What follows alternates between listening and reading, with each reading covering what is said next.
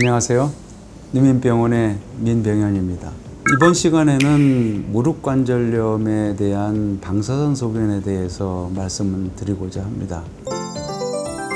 골관절염을 알고 있는 많은 분들이 나는 몇 등급이다 이렇게 알고 계세요. 마치 이제는 주민등록번호를 알고 계시듯이 나는 몇 등급이야 이렇게 알고 계시는 분들이 많더라고요. 그래서 이 부분에 대해서 우리가 조금 더 자세히 알아야 될 필요가 있다고 생각합니다. 보시는 것처럼 1등급, 2등급, 3등급, 4등급으로 진행할수록 이렇게 엑스레이를 그냥 보더라도 잘 알 수가 있죠. 우리가 이 KL 그레이드라고 얘기를 합니다. 등급은. 그래서 KL 그레이드는 대개 한 3가지 정도 기준으로 이렇게 얘기를 합니다. 뼈가 이렇게 막 생겨나는 골급, 그 다음에 관절의 간격이 줄어드는 거, 그 다음에 연골 밑에 뼈가 딱딱해져서 엑스레이에서 이렇게 하얗게 보이는 그런 것들을 우리가 분류를 해서 등급을 이렇게 만듭니다. 1등급은 골격이 이렇게 있는 것 같은데 확실치 않다 했을 때 1등급이라고 하고 있습니다. 2등급은 이렇게 확실히 골격이 만들어집니다. 그런데 관절 간격은 그런 대로 유지가 돼 있죠. 3등급은 골격도 있지만은 관절 간격이 이렇게 좁아져 있습니다. 완전히 붙지는 않았죠. 이것이 완전히 이렇게 붙고 연골 밑에 뼈가 하얗게 이렇게 경화된 소견을 보이면 4등급이라고 이렇게 얘기를 하고 있습니다. 관절 간격은 2가지 조직에 의해서 이렇게 벌어져 있게 보입니다. 첫 번째로는 뼈를 싸고 있는 관절 연골, 두 번째로는 뼈와 뼈 사이에 완충 역할을 하는 반월상 연골이 있습니다. 관절 연골의 두께는 위에 층은 한 3, 4mm 정도 되고 아래에 경골을 싸고 있는 그런 연골은 1 내지 2mm 정도 되고 또 반월상 연골이 이렇게 삼각형 모양으로 되어 있지만은 이것이 두꺼운 데는 한 7 내지 8mm 이렇게 됩니다. 이런 것이 다 합치게 되면 관절 연골은 적게는 5mm, 크게는 한 10mm 정도의 간격이 이렇게 떨어지게 되는 거죠.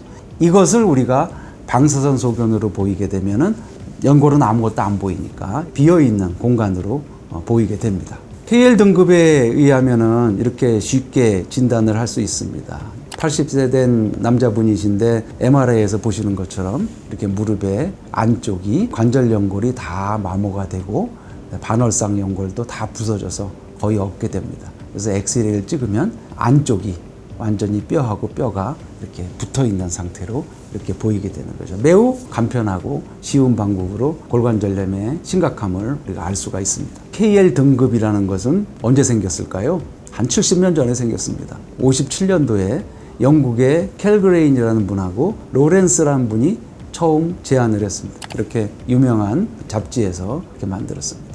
그래서 이분들이 제안한 거는 이렇게 뼈가 만들어지는 거, 골격, 또 관절 간격이 감소되는 거, 그다음 뼈 밑에가 단단하게 되는 거, 뼈가 이렇게 변형이 되는 거, 이것을 기준으로 해서 0은 정상이고 4가 가장 심하다 하는 이런 평가법을 만들어내고 이것이 오늘날까지 쓰이고 있습니다. 그런데 처음에 이것을 왜 만들었느냐면 논문에서 보시는 것처럼 대량의 많은 사람을 한꺼번에 진단을 하기 위해서 표준법을 만든 겁니다. 다시 말해서 개개인을 정확하게 진단하는 것보다는 많은 사람들에게 빨리 진단 방법을 도입해 주기 위해서 만들어지는 것입니다.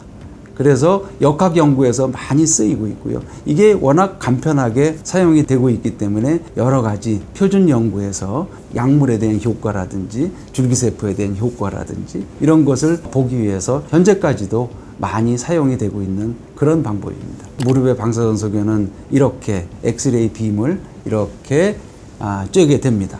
그래서 영상을 얻게 되는 것인데요. 안타깝게도 무릎의 뼈는 만만하게 생기지 않았습니다. 일정하게 생기지 않았다는 얘기죠. 무릎이 이렇게 뼈의 모양을 보고 찍으면 좋겠지만은 무릎의 바깥에서 보고 방사선을 조사하기 때문에 우리가 어느 부위에 어떤 각도로 방사선을 주느냐에 따라서 영상은 확연하게 다릅니다. 이렇게 방사선을 조사할 때하고 이렇게 방사선을 조사할 때는 그림이 이렇게 달라지게 됩니다. 여기 보시는 것처럼 무릎의 안쪽이 좀 두 겹으로 이렇게 보이기도 하고 여기서 보이시는 것은 무릎의 안쪽이 정확한 선이 이렇게 나오지 않게 됩니다. 그래서 어디서부터 어디까지가 관절 간격인지 잘 모르는 경우가 상당히 많습니다. 같은 환자의 엑스레이 사진입니다. 왼쪽을 보시면은 이거는 관절 간격이 매우 좁아져 있죠. 그래서 3등급이라고 얘기할 수 있습니다. 그런데 이쪽에 오른편의 사진을 보면은 관절 간격이 너무나도 멀쩡합니다. 같은 환자인데 이쪽은 3등급, 이쪽은 2등급. 또 같은 환자입니다. 왼쪽을 보면은 무릎의 안쪽이 좀 이렇게 좁아져 있죠. 당연히 3등급이죠. 그런데 오른쪽을 보면 관절의 변형도 일어났고 완전히 뼈하고 뼈가 붙어서 이건 누가 봐도 4등급이라고 진단을 할 수밖에 없습니다. 이렇게 무릎을 어느 방향에서 찍느냐, 어떤 자세에서 찍느냐에 따라서 엑스레이는 매우 변할 수가 있습니다. 다시 말해서 KL 등급은 변하는 경우가 상당히 많이 있습니다. 또 다른 점은 지금 사진을 보면은 멀쩡하죠. 그런데 이 환자가 계속 통증이 있어서 무릎에 내시경을 받습니다. 보시는 것처럼 여기 이렇게 연골결손이 국소적으로 있습니다. 이런 국소적으로 연골결손이 있을 때에는 관절 간격이 함몰되지 않습니다. 그대로 관절 간격이 유지되고 있죠. 그러니까 당연히 KL 등급은 1이나 2 정도까지밖에 안 되는 것이죠. 이 경우는 더 심각합니다. 왼쪽에 엑스레이를 보면은 거의 정상이죠. 그런데 오른쪽에 MRI를 한번 보십시오. 무릎의 이 안쪽이 연골이 거의 다 닳아서 없는 상황이죠.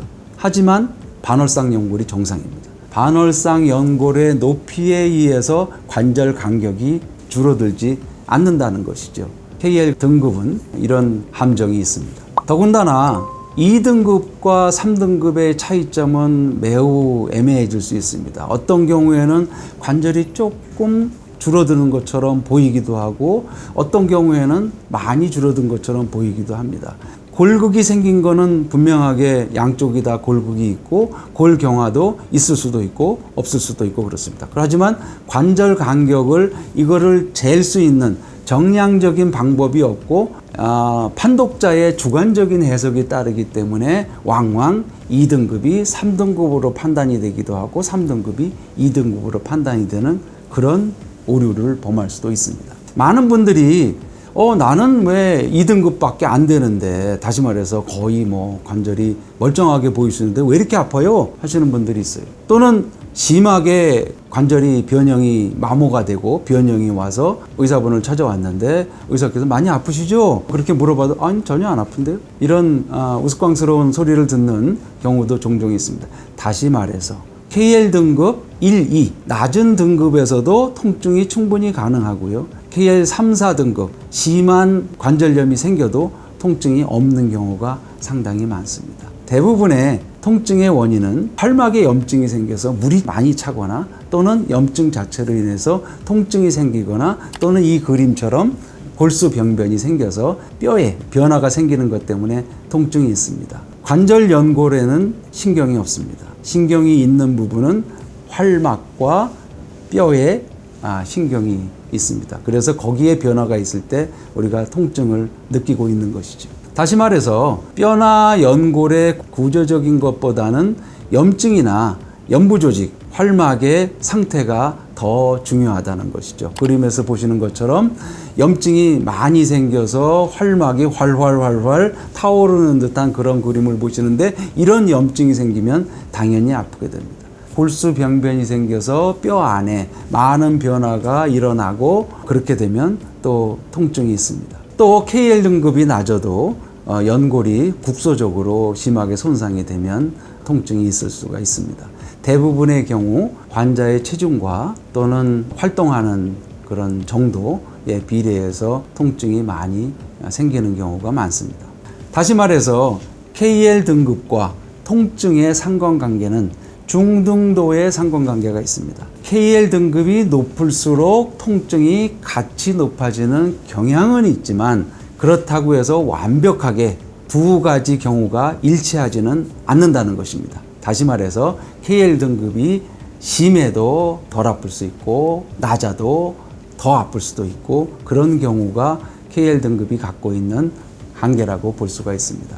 정리해서 말씀을 드리면 KL 등급의 한계점은 이건 주로 정성적인 평가를 하기 때문에 정량적인 데이터를 제공해 주지는 않습니다. 실제로 관절 간격이 어느 정도 좁아들었는지에 대해서는 판독자의 주관적인 해석에 의해서 좌우되는 경우가 많습니다. 또 중등도의 그 관절염이 생겨도 연골이 국소적으로 없거나 그러는 경우에는 평가에서 낮은 평가를 받을 수가 있습니다. KL 등급에 따라서 내 증상이 어떻게 된다 하는 것을 너무 크게 기대하지는 마십시오. 상관성은 그리 높지 않습니다.